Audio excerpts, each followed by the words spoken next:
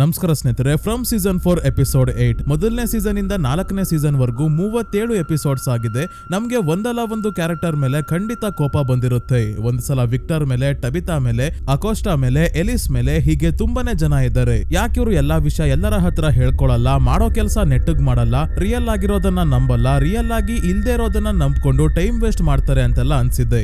ಆದ್ರೆ ಹಿಸ್ಟ್ರಿಯಲ್ಲಿ ಮೊದಲನೇ ಬಾರಿ ಈ ಸೀಸನ್ ನ ಎಪಿಸೋಡ್ 8 ನೋಡಿದ್ಮೇಲೆ ನನಗೆ ಬಾಯ್ಡ್ ಆಡ್ತಿರೋದು ನೋಡಿ ಕೋಪ ಬರ್ತಿದೆ. ಜೇಡ್ ಹೇಳ್ತಿರೋ ಮಾತೆ ಕೇಳ್ತಿಲ್ಲ. ಹಿಂದಿನ ಎಪಿಸೋಡ್ ಅಲ್ಲಿ ನೋಡಿದೀವಿ, ಜೇಡ್ ಮತ್ತೆ ಬಾಯ್ಡ್ ಸೇರ್ಕೊಂಡು ಇಡೀ ಟೌನ್ ಗೆ ಜೇಡ್ ಮತ್ತೆ ಟಬಿತಾ ಪುನರ್ಜನ್ಮ ಪಡ್ಕೊಂಡು ಬರ್ತಾ ಇದ್ದಾರೆ. ಮಕ್ಕಳ ಆತ್ಮ ಇವರನ್ನ ಇಲ್ಲಿಗೆ ಕರ್ಸ್ಕೊಂತಾ ಇದ್ದಾರೆ. ಹಾಗಾಗಿ ಸುರಂಗದಲ್ಲಿ ಮಕ್ಕಳನ್ನ ಬಲಿ ಕೊಟ್ಟಿರೋ ಜಾಗಕ್ಕೆ ಹೋಗಿ ಮಕ್ಕಳ ಮೂಳೆಗಳನ್ನ ಹೊರಗೆ ತೆಗೆಯೋದ್ರ ಮುಖಾಂತರ ಅಲ್ಲಿ ಬಂದಿಯಾಗಿರೋ ಮಕ್ಕಳ ಆತ್ಮಗಳನ್ನ ಕಾಪಾಡಬಹುದು ಅಂತ ಹೇಳಿ ಜೇಡ್ ಮತ್ತೆ ಟಬಿತಾ ಇಬ್ರು ತಮ್ಮ ಅಂತ್ಯ ಸಂಸ್ಕಾರಕ್ಕೆ ಬದುಕಿದ್ದಾಗ್ಲೇ ವ್ಯವಸ್ಥೆ ಮಾಡ್ಕೊಂತಾ ಇದ್ದಾರೆ. ಯಾಕಂದ್ರೆ ಟೌನ್ ನ ಜನರ ಇವರನ್ನ ಸಾಯಿಸೋದು ಅಂತ ಚಿಕ್ಕು ಜೇಡ್ ಮೊದ್ಲೇ ಹೇಳಿದ್ದಾನೆ. ಜೇಡ್ ಅಂತೂ ಜನರಿಂದಾನೇ ಸಾಯೋದು ಕನ್ಫರ್ಮ್. ಟಬಿತಾಳ ಸಾವು ಇನ್ನ ಭಯಾನಕವಾಗಿರುತ್ತಂತೆ. ಈ ವಿಷಯ ಕೇಳಿ ಆದ್ಮೇಲೆ ಟೌನ್ ನ ಜನರು 2 ಟೀಮ್ ಗಳಾಗಿ ಡಿವೈಡ್ ಆಗಿದ್ದಾರೆ. ಅದೇ ಒಂದು ಹೆನ್ರಿಯ ಟೀಮ್, ಇನ್ನೊಂದು ಜೇಡ್ ಮತ್ತೆ ಟಬಿತಾಳ ಟೀಮ್. ಹೆನ್ರಿ ಜೇಡ್ ಮತ್ತೆ ಬಾಯ್ಡ್ ಹೇಳ್ತಾ ಇರೋದು ಸುಳ್ಳು ಅಂತಿದ್ದಾರೆ. ಇವರ ತರ ತುಂಬಾನೇ ಜನ ಇನ್ನು ಇದೆಲ್ಲ ಜೇಡ್ ಮಶ್ರೂಮ್ ತಿಂದಾಗ ಆಗಿರೋ ಭ್ರಮೆ ಅಷ್ಟೇ ಅಂತ ಹೇಳ್ತಿದ್ದಾರೆ. ಆದ್ರೆ ಸುರಂಗಕ್ಕೆ ಜನರನ್ನ ಕರ್ಕೊಂಡು ಹೋಗಿ ಸಾಯಿಸೋಕ್ಕಿಂತ ಮುಂಚೆ ಗಟ್ಟಿಯಾಗಿರೋ ಪ್ಲಾನ್ ಮಾಡ್ಕೋಬೇಕು ಅಂತ ಬಾಯ್ಡ್ ಜೇಡ್ಗೆ ಹೇಳಿದ್ದಾರೆ. ಇವರ ಪ್ಲಾನ್ ಎಲ್ಲ ಸೋಫಿಯಾ ನೀಟಾಗಿ ಕೇಳಿಸ್ಕೊಂಡು ಇವರ ಪ್ಲಾನ್ ವರ್ಕ್ ಆಗದೆ ಇರೋ ಹಾಗೆ ಮಾಡ್ತಿದ್ದಾಳೆ. ಹೆನ್ರಿಯ ಡ್ರಿಂಕ್ಸ್ ಅಲ್ಲಿ ಸೋಫಿಯಾ ತನ್ನ ರಕ್ತವನ್ನ ಮಿಕ್ಸ್ ಮಾಡಿದಾಗ್ಲಿಂದ ಹೆನ್ರಿಗೆ ಭ್ರಮೆ ಆಗ್ತಾ ಇದೆ. ಇದೆಲ್ಲ ಕನ್ಸು, ರಿಯಲ್ ಆಗಿ ಕೋಮಾ ಅಲ್ಲಿ ಇದ್ದಾರೆ ಅಂತ ಅನ್ಕೊಂಡಿದ್ದಾರೆ. ಬಾಯ್ಡ್ ಟಾಟಮ್ ಇಂದ ಮಾನ್ಸ್ಟರ್ಸ್ ಮೇಲೆ ದಾಳಿ ಮಾಡಿದ್ರೆ ಗೊಂಬೆಗಳ ತರ ಮಾನ್ಸ್ಟರ್ಸ್ ಕೂಡ ಸಾಯ್ತಾರ ಅಂತ ಚೆಕ್ ಮಾಡೋಕೆ ನಿರ್ಧಾರ ಮಾಡಿದಾಗ ಕೆನಿ ಹೋಗಿ ಮಾನ್ಸ್ಟರ್ ಗೆ ಟಾಟಮ್ ಇಂದ ಚುಚ್ತಾನೆ. ಆದ್ರೆ ಮಾನ್ಸ್ಟರ್ ಗೆ ಏನು ಆಗ್ಲಿಲ್ಲ. ನಂತರ ಸಾವನ್ನ ಟಚ್ ಮಾಡಿ ವಾಪಸ್ ಬರ್ತಾನೆ. ಫಾತಿಮಾಳ ಮಗ ಇವನ ಕತೆ ಮುಗಿಸೋ ಅಷ್ಟ್ರಲ್ಲಿ ಜಸ್ಟ್ ಮಿಸ್. ಫಾತಿಮಾ ಮಾಡ್ತಿರೋ ಗಾಲೆಮ್ಗೆ ಜೀವ ಬರುತ್ತೆ ಅಂತ ಅನ್ಕೊಂಡ್ರೆ ಫಾತಿಮಾಗೆನೆ ಜೀವ ಬರುತ್ತೆ. ತಾಯಿಯ ಕೂಗು ಮಗನಿಗೆ ಕೇಳಿಸುತ್ತೆ. ತಾನಿರೋ ಜಾಗದಿಂದನೇ ತನ್ನ ಮಗ ಆಗಿರೋ ಸ್ಮೈಲಿ ಮಾನ್ಸ್ಟರ್ ನ ತಡೆದು ಕೆನ್ನಿನ ಕಾಪಾಡ್ತಾಳೆ ಫಾತಿಮಾ. ಅದೇ ಸೋಫಿಯಾ ಸಾವನ್ನಪ್ಪಿರೋ ರಾಜರ್ ನ ಎದೆ ಮೇಲೆ ಮೊಟ್ಟೆ ಹೊಡೆದು ರಾಜರ್ ಗೆ ಜೀವ ಬರೋ ಹಾಗೆ ಮಾಡಿದ್ಲು. ರಾಜರ್ ಎದ್ದು ಬಂದು ಕಾಲೋನಿ ಹೌಸ್ ನ ಜನರ ಮೇಲೆ ದಾಳಿ ಮಾಡಿದಾಗ ಹೇಗೋ ಎಲ್ಜಿನ್ ಅವನಿಗೆ ಟಾಟಮ್ ಇಂದ ಚುಚ್ಚಿ ಆಲ್ರೆಡಿ ಸಾವನ್ನಪ್ಪಿದ್ದ ರಾಜರ್ ನ ಮತ್ತೆ ಸಾಯಿಸ್ತಾನೆ. ಈ ಎಪಿಸೋಡ್ ಅಲ್ಲಿ ಟಬಿತಾಳನ್ನ ಭೇಟಿ ಆಗೋಕೆ ಮ್ಯಾನಿನ್ಯಲ್ಲೋ ಬರ್ತಾನೆ. ಬಾಯ್ಡ್ ಮಾನಸಿಕ ಸ್ಥಿರತೆಯನ್ನ ಕಳ್ಕೊಂತಾ ಇದ್ದಾರೆ. ಫಾತಿಮಾಗೆ ಆಗ್ಬಾರ್ದೇನೋ ಆಗ್ತಾ ಇದೆ. ಏನೆಲ್ಲ ಆಯ್ತು ಎಪಿಸೋಡ್ 8 ಅಲ್ಲಿ ಅಂತ ಈಗ ನೋಡೋಣ. ಈ ಎಪಿಸೋಡ್ ನ ಸ್ಟಾರ್ಟಿಂಗ್ ಅಲ್ಲಿ ಕಾಲೋನಿ ಹೌಸ್ ಅಲ್ಲಿ ರಾಜರ್ ನ ಡೆಡ್ ಬಾಡಿ ಹತ್ರ ಡಾನಾ, ಬಾಯ್ಡ್ ಮತ್ತೆ ಅಕೋಸ್ಟಾ ಬಾಡಿನ ಏನ್ ಮಾಡೋದು ಅಂತ ಮಾತಾಡ್ತಿದ್ದಾರೆ.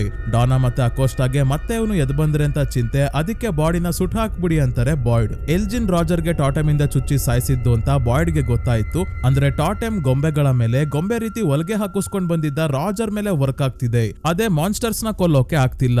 ಅಷ್ಟೇ ಯಾಕೆ ತಾಲಿಸ್ಮಾನ್ ಕೂಡ ಈ ಗೊಂಬೆಗಳ ಮೇಲೆ ವರ್ಕ್ ಆಗಲ್ಲ.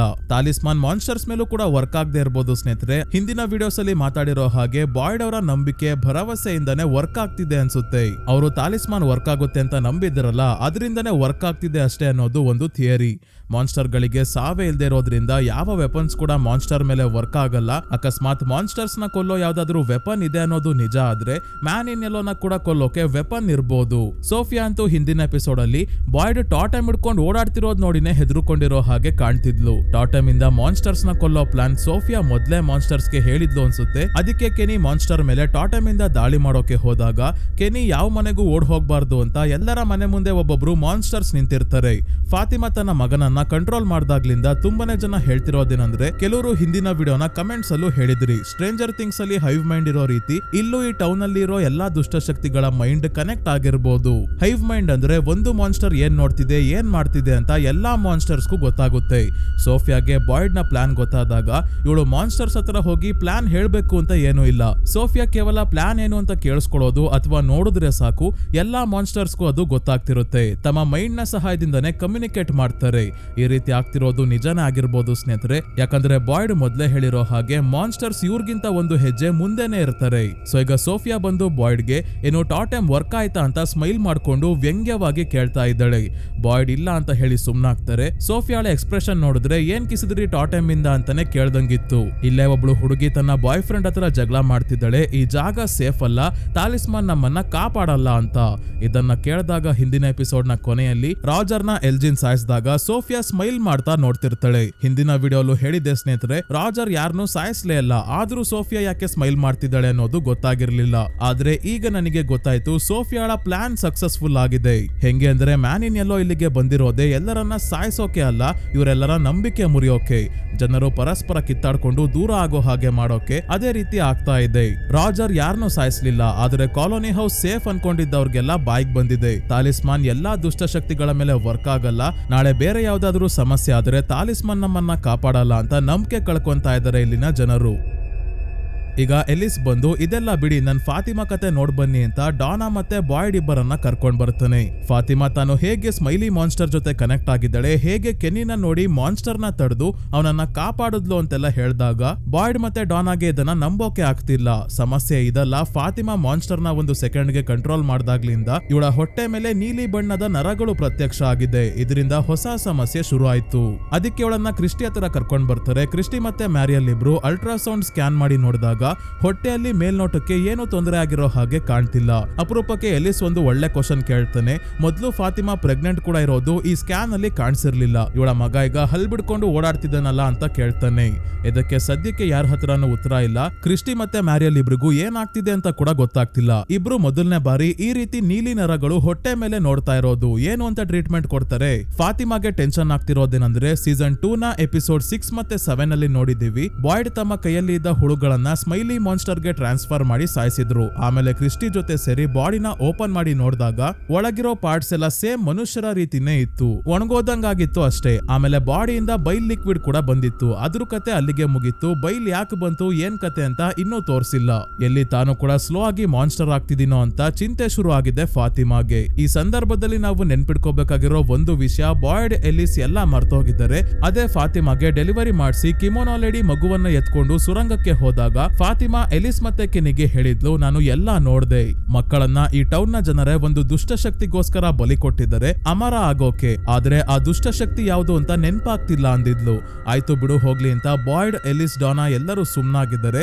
ಯಾವ್ದು ಆ ದುಷ್ಟಶಕ್ತಿ, ಇನ್ನೇನಾದ್ರೂ ನೆನ್ಪಿದ್ಯಾ ಅಂತ ಇನ್ನೂ ಇಲ್ಲಿವರೆಗೂ ಏನು ಕೇಳಿಲ್ಲ. ಫಾತಿಮಾ ಮಾನ್ಸ್ಟರ್ ಆಗ್ತಿದ್ದಾಳೆ ಅಂತ ಗೊತ್ತಾಗ್ತಿದ್ದಂಗೆ ಒಬ್ಬೊಬ್ರು ಒಂದೊಂದು ರೀತಿ ಥಿಯರೀಸ್ ಹೇಳೋಕೆ ಶುರು ಮಾಡಿದ್ದಾರೆ. ಫಾತಿಮಾನೆ ಎಲ್ಜಿನ್ ನ ತಲೆ ಕೆಡಿಸಿದ ಕಿಮೋನೋ ಲೇಡಿ ಆಗ್ತಾಳೆ, ಇಲ್ಲ ಅಂದ್ರೆ ಸೇಮ್ ಗಾಲೆಮ್ ತರ ಇವಳು ಮೊದ್ಲು ಹೆಲ್ಪ್ ಮಾಡ್ತಿರ್ತಾಳೆ, ಆದ್ರೆ ಆಮೇಲೆ ಮಾನ್ಸ್ಟರ್ ನ ರೀತಿಯಾಗಿ ಟೌನ್ ನ ಜನರ ಮೇಲೆ ದಾಳಿ ಮಾಡ್ತಾಳೆ ಅಂತೆಲ್ಲ ಹೇಳ್ತಿದ್ದಾರೆ. ಗಾಲೆಮ್ ನ ಬಗ್ಗೆ ಹಿಂದಿನ ವಿಡಿಯೋಸ್ ಅಲ್ಲೇ ಹೇಳಿದ್ದೆ ಸ್ನೇಹಿತರೆ, ಗಾಲೆಮ್ ನ ಜನರ ರಕ್ಷಣೆಗೆ ಅಂತ ಮಣ್ಣಿಂದ ಮಾಡಿದಂತಹ ದೈತ್ಯ ಜೀವಿ. ಅದಕ್ಕೆ ಮನುಷ್ಯರ ರೀತಿ ಯೋಚನೆ ಮಾಡೋ ಶಕ್ತಿ ಇರ್ಲಿಲ್ಲ, ಎಮೋಷನ್ಸ್ ಇರ್ಲಿಲ್ಲ.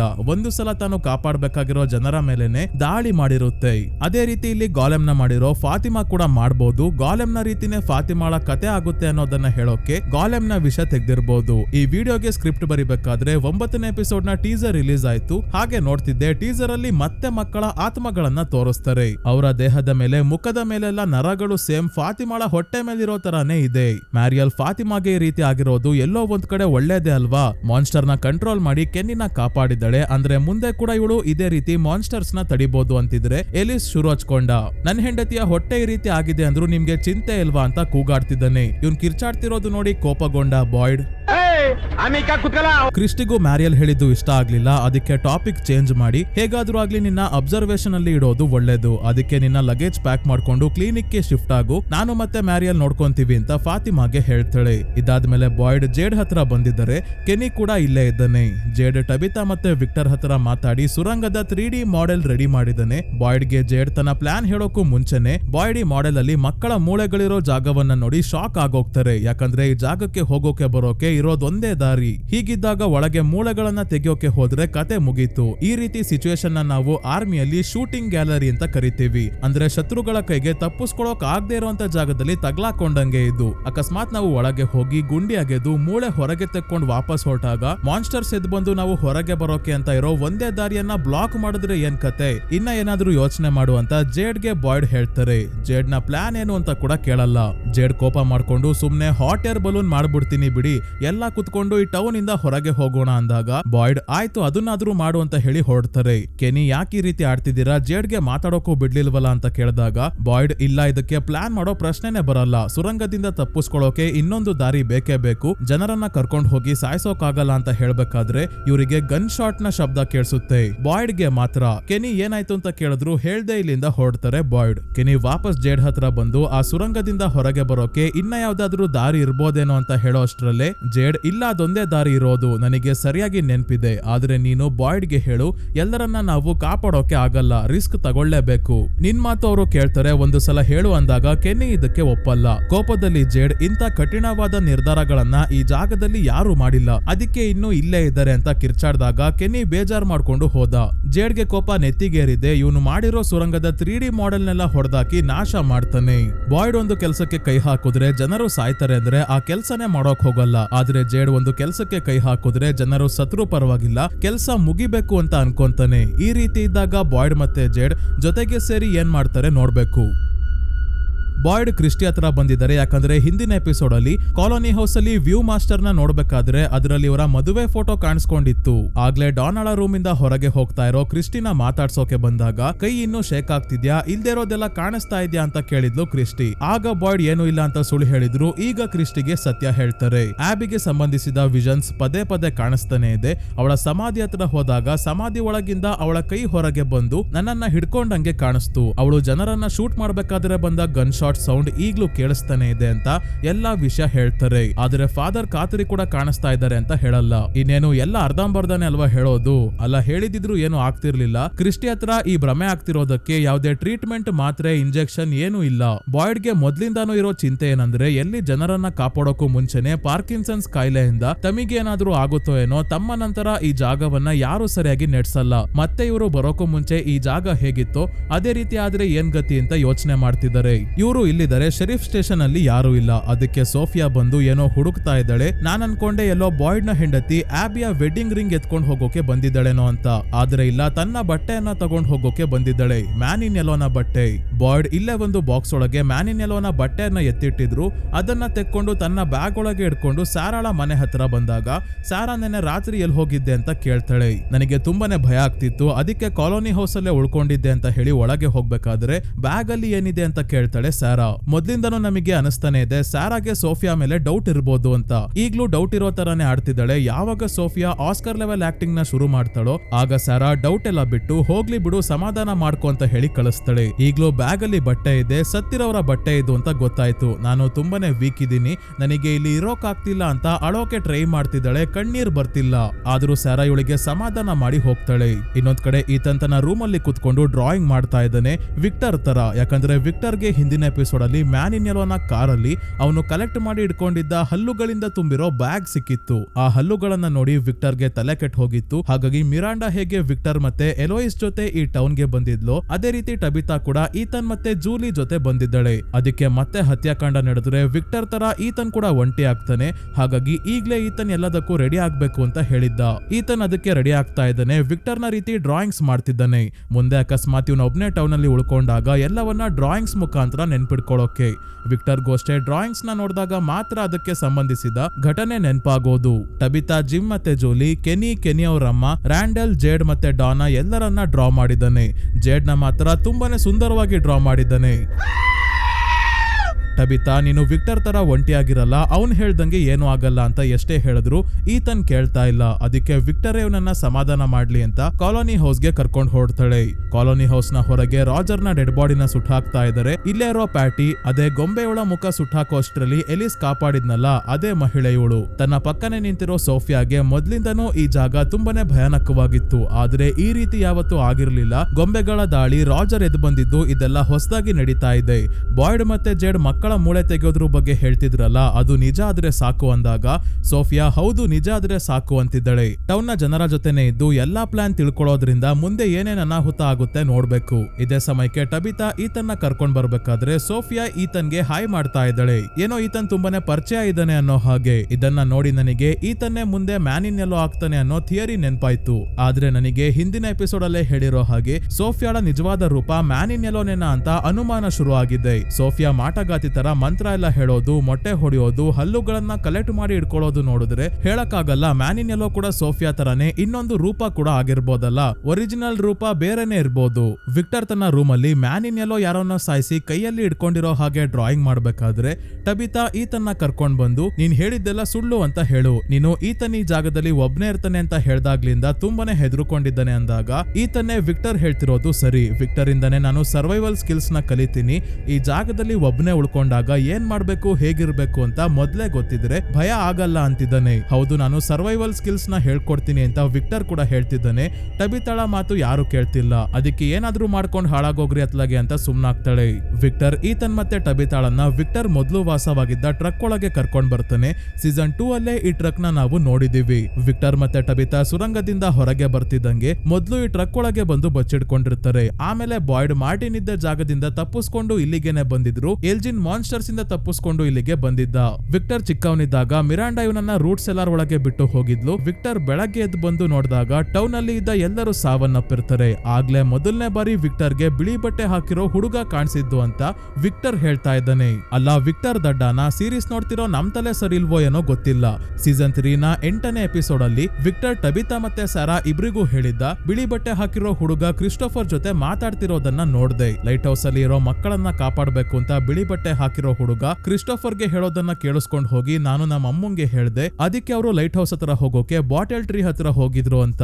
ಈಗ ನೋಡಿದ್ರೆ ರೂಟ್ ಸೆಲಾರ್ ಇಂದ ಹೊರಗೆ ಬಂದಾಗ ಮೊದಲನೇ ಬಾರಿ ಬಿಳಿ ಬಟ್ಟೆ ಹಾಕಿರೋ ಹುಡುಗನನ್ನ ನೋಡ್ದೆ ಅಂತ ಹೇಳ್ತಾ ಇದ್ದಾನೆ. ಇನ್ನ ಏನೇನ್ ಮರ್ತೋಗಿದ್ದಾನೋ ಆಲ್ರೆಡಿ ನೆನ್ಪಾಗಿರೋದ್ರಲ್ಲಿ ಯಾವ್ದು ಸರಿ ಯಾವ್ದು ತಪ್ಪು ಅಂತ ವಿಕ್ಟರ್ಗೆ ಗೊತ್ತಿಲ್ಲ. ಟಬಿತಾನು ಇಲ್ಲೇ ಇದ್ದಾಳೆ. ಇವಳಾದ್ರೂ ಅವತ್ ನೋಡಿದ್ರೆ ಕ್ರಿಸ್ಟೋಫರ್ ಜೊತೆ ಬಿಳಿ ಬಟ್ಟೆ ಹಾಕಿರೋ ಹುಡುಗ ಮಾತಾಡ್ತಿದ್ದ ಅಂದೆ. ಈಗ ನೋಡಿದ್ರೆ ಮೊದಲನೇ ಬಾರಿ ಹತ್ಯಾಕಾಂಡದ ನಂತರ ನೋಡ್ದೆ ಅಂತ್ಯ.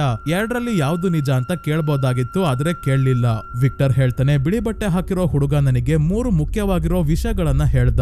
ಮೊದಲನೇದು ಈ ಟ್ರಕ್ ಹತ್ರ ಕರ್ಕೊಂಡ್ ಬಂದ. ಈ ಟ್ರಕ್ ಅಲ್ಲಿ ಕ್ಯಾನ್ಡ್ ಪೀಚಸ್ ಇತ್ತು, ತಿನ್ನೋಕೆ ಇದ್ ಬಿಟ್ರೆ ಬೇರೆ ಏನು ಇರ್ಲಿಲ್ಲ. ಆಗ ಕುರಿ ಮೇಕೆ ಕೋಳಿ ಹಸುಗಳೆಲ್ಲ ಇರ್ಲಿಲ್ಲ, ಹಾಲು ಕೂಡ ಇರ್ಲಿಲ್ಲ ಅಂತಾನೆ. ಕುರಿ ಮೇಕೆ ಕೋಳಿ ಹಸು ಎಲ್ಲ ಬಾಯ್ಡ್ ಕಾಡಿನಿಂದ ಹುಡ್ಕೊಂಡ್ ಬಂದಿದ್ದು ನಮ್ಗೆ ಗೊತ್ತಿದೆ. ಅಲ್ಲಿವರೆಗೂ ಇಲ್ಲಿ ಏನು ಇರ್ಲಿಲ್ಲ. ಕ್ಯಾನ್ಡ್ ಪೀಚಸ್ ಅಂದ್ರೆ ಪೀಚ್ ಹಣ್ಣುಗಳನ್ನ ಹಾಳಾಗದೆ ಇರೋ ಹಾಗೆ ಕ್ಯಾನ್ ಅಲ್ಲಿ ಸೀಲ್ ಮಾಡಿ ಇಟ್ಟಿರ್ತಾರೆ. ವರ್ಷಾನ್ಗಟ್ಲೆ ಹಾಗೆ ಇಟ್ರು ಹಾಳಾಗಿರಲ್ಲ.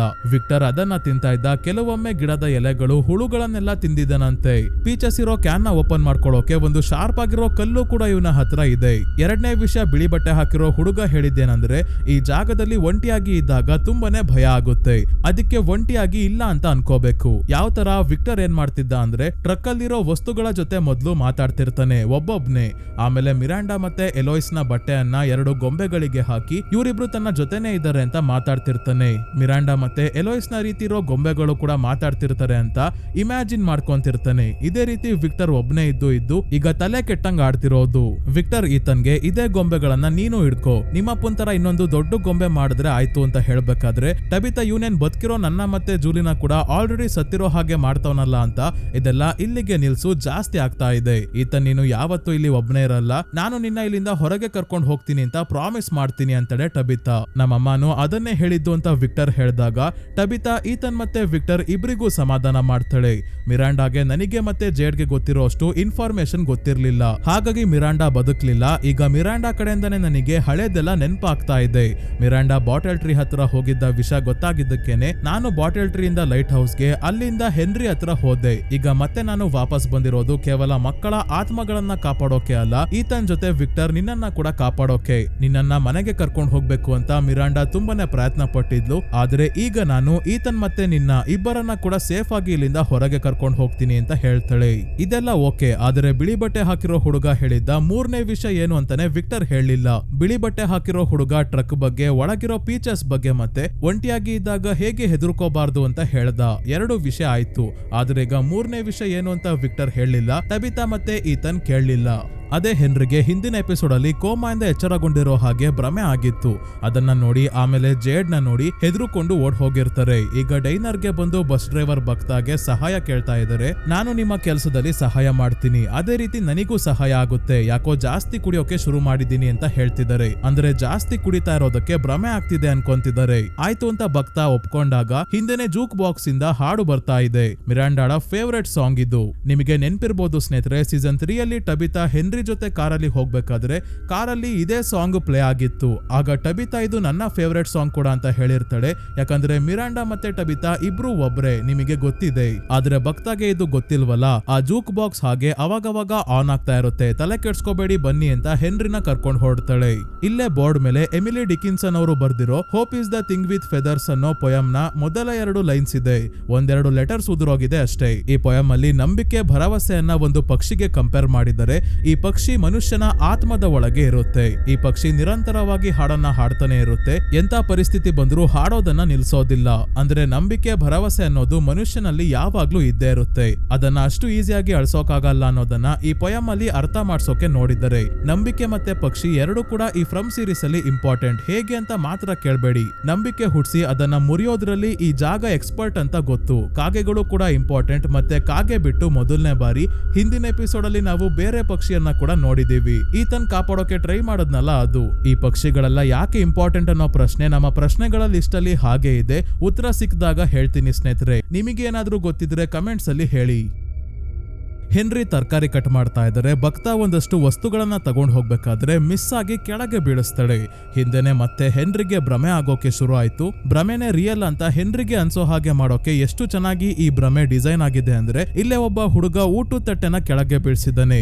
ಇದರಿಂದ ಹೆನ್ರಿಗೆ ಕೋಮಾಯಿಂದ ತಮಗೆ ಎಚ್ಚರಿಕೆ ಆಗಿದೆ ಅಂತ ಅನಿಸ್ತಾ ಇದೆ.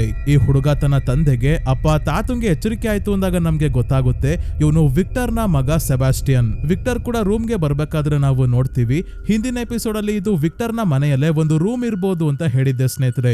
ಫ್ಯಾಮಿಲಿ ಫೋಟೋ ಎಲ್ಲ ಇರೋದು ನೋಡಿ. ಆದ್ರೆ ಇಲ್ಲ, ಡೋರ್ ಮೇಲೆ ನಂಬರ್ ಇರೋದು ಈಗ ನೋಡಿದ್ರೆ ಇದು ಕೇರ್ ಫೆಸಿಲಿಟಿ ಆಗಿದೆ. ಹುಷಾರ್ ಇಲ್ದೇ ಇರೋರ್ನ ನೋಡ್ಕೊಳ್ಳೋ ಅಂತ ಕೇರ್ ಫೆಸಿಲಿಟಿ. ಹೆನ್ರಿಗೆ ತಮ್ಮ ಮನೆಯಲ್ಲೇ ಇರೋ ಹಾಗಾಗ್ಲಿ ಅಂತ ಟಿವಿ, ಟೇಬಲ್, ಫೋಟೋಸ್ ಎಲ್ಲ ಮನೆ ತರಾನೇ ಇದೆ. ಗೋಡೆ ಮೇಲೆ ಒಂದು ಗಡಿಯಾರ ಇದೆ. ಸೇಮ್ ಇದೇ ತರ ಗಡಿಯಾರ ಹೆನ್ರಿಯ ಮನೆಯಲ್ಲೂ ಇತ್ತು ಸ್ನೇಹಿತರೆ. ಟಬಿತಾ ಹೆನ್ರಿಯ ಮನೆಗೆ ಹೋಗಿರ್ತಾಳಲ್ಲ, ಆ ಸೀನ್ಸ್ ಅಲ್ಲಿ ನಾವು ಈ ಗಡಿಯಾರವನ್ನ ನೋಡಬಹುದು. ಅಷ್ಟೇ ಯಾಕೆ ಒಂದು ಪಕ್ಷಿಯ ಫೋಟೋ ಇಲ್ಲಿದೆ. ಈ ಫೋಟೋ ಕೂಡ ಹೆನ್ರಿಯ ಮನೆಯಲ್ಲಿ ಇತ್ತು. ವಿಕ್ಟರ್ ಹೇಳ್ತಿರೋದೇನಂದ್ರೆ ವಿಕ್ಟರ್ ಚಿಕ್ಕವನಿದ್ದಾಗ ಹೆನ್ರಿಯ ಬರ್ತ್ಡೇಗೆ ಸರ್ಪ್ರೈಸ್ ಕೊಡೋಕೆ ಮಿರಾಂಡಾ ಡ್ರಗ್ಸ್ ನ ತಂದಿರ್ತಾಳೆ. ಆ ಡ್ರಗ್ಸ್ ಅಲ್ಲಿ ಏನೋ ಸಮಸ್ಯೆ ಆಗಿ ಹೆನ್ರಿ ಕೋಮಾಗೆ ಹೋಗಿರ್ತಾರೆ. ಹೆಚ್ಚು ಕಡಿಮೆ 40 ವರ್ಷ ಆದ್ಮೇಲೆ ಈಗ ಅವಾಗವಾಗ ಕೋಮಾಯಿಂದ ಹೊರಗೆ ಬರ್ತಿರ್ತಾರೆ ಅನ್ನೋದನ್ನ ವಿಕ್ಟರ್ ಹೇಳ್ತಾ ಇದ್ದಾನೆ. ಇದೆಲ್ಲ ನೋಡ್ತಾ ಇದ್ರೆ ಹೆನ್ರಿ ಏನು ನಮ್ಗೂ ಕೂಡ ಇದೆಲ್ಲ ರಿಯಲ್ ಏನೋ ಅಂತ ಅನಿಸ್ತಾ ಇದೆ. ಆದ್ರೆ ರಿಯಲ್ ಆಗಿರೋಕೆ ಸಾಧ್ಯ ಇಲ್ಲ.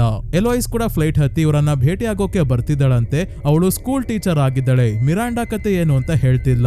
ಆದ್ರೆ ವಿಕ್ಟರ್ ಮದುವೆ ಆಗಿ ಇವನಿಗೆ ಸೆಬಾಸ್ಟಿಯನ್ ಅನ್ನೋ ಮಗ ಕೂಡ ಇದ್ದಾನೆ. ಇದೆಲ್ಲ ರಿಯಲ್ ಅಲ್ಲ ಅಂತ ಇನ್ನೂ ಹೆನ್ರಿಗೆ ಅನಿಸ್ತಾ ಇದೆ. ಅದಕ್ಕೆ ಭ್ರಮೆಯಿಂದ ಹೊರಗೆ ಬರ್ತಾರೆ. ತರಕಾರಿ ಕಟ್ ಮಾಡ್ತಿದ್ದವರು ಎಲ್ಲ ಬಿಟ್ಟು ಸೀದಾ ವಿಕ್ಟರ್ ಮಿರಾಂಡಾ ಮತ್ತೆ ಎಲೋಯಿಸ್ ನ ಮಣ್ಣು ಮಾಡಿದ್ನಲ್ಲ ಆ ಜಾಗಕ್ಕೆ ಬಂದು ಭ್ರಮೆನೆ ರಿಯಲ್ ಆಗಿದ್ರೆ ಎಷ್ಟೋ ಚೆನ್ನಾಗಿರೋದು. ಆ ಪ್ರಪಂಚದಲ್ಲಿ ವಿಕ್ಟರ್ ಸೂಟು ಬೂಟು ಹಾಕೊಂಡು ತುಂಬಾನೇ ಚೆನ್ನಾಗಿದ್ದಾನೆ. ಮೊಮ್ಮಗ ಸೆಬಾಸ್ಟಿಯನ್ ಕೂಡ ಇದ್ದಾನೆ. ಎಲೋಯಿಸ್ ಪ್ಲೇನ್ ಅಲ್ಲಿ ಬರ್ತಾ ಇದ್ಲು ಅಂತ ಯೋಚನೆ ಮಾಡ್ಬೇಕಾದ್ರೆ ಮತ್ತೆ ಹೆನ್ರಿಗೆ ಕೇರ್ ಫೆಸಿಲಿಟಿಯಲ್ಲಿ ಎಚ್ಚರಿಕೆ ಆಯ್ತು. ಸೆಬಾಸ್ಟಿಯನ್ ಮಿರಾಂಡಾ ಮತ್ತೆ ಹೆನ್ರಿಯ ಫೇವರೇಟ್ ಸಾಂಗ್ ನ ಪ್ಲೇ ಮಾಡಿದ್ದಾನೆ. ವಿಕ್ಟರ್ ಇಲ್ಲೇ ಇದ್ದಾನೆ. ಡಾಕ್ಟರ್ ಕೂಡ ಇದ್ದಾರೆ. ಇವ್ರು ಹೇಳೋದೇನಂದ್ರೆ ನೀವು ಆ ಇನ್ನೊಂದು ಪ್ರಪಂಚದಲ್ಲಿ ತುಂಬಾನೇ ವರ್ಷಗಳಿಂದ ಇದ್ದೀರಾ, ಅದಕ್ಕೆ ಅದೇ ರಿಯಲ್ ಅಂತ ಅನಿಸ್ತಾ ಇದೆ.